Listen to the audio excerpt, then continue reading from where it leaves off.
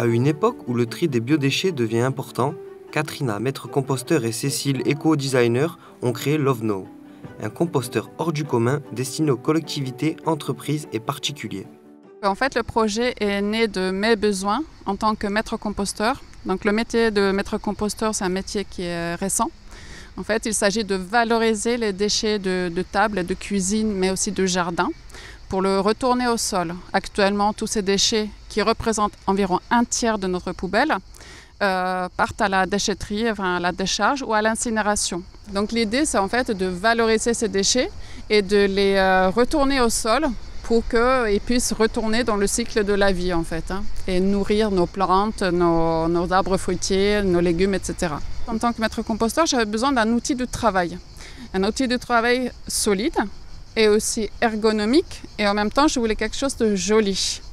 Donc c'est comme ça que ce composteur est né. L'idée me trottait déjà dans la tête depuis quelques années, et j'ai rencontré mon associée Cécile Rosati, qui elle est éco-designer. Donc elle a pris mon cahier de charge avec tous mes besoins et elle a conçu le produit qu'on voit aujourd'hui.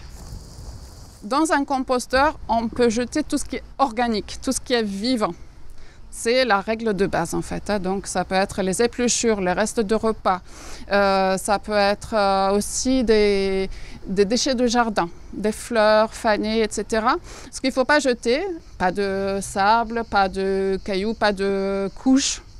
Ça peut pas de huile non plus, parce que l'huile en fait il va être gluant et il va empêcher les bactéries notamment de bien travailler, donc on évite ces résidus là.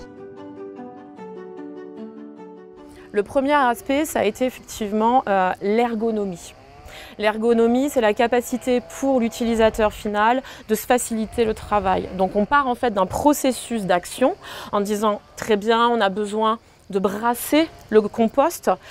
Donc dans ces cas-là, pour un accès facilité, je vais permettre d'enlever la façade haute de mon composteur pour faciliter l'accès et pouvoir aller se baisser et aller chercher le compost dans l'ensemble de sa cavité.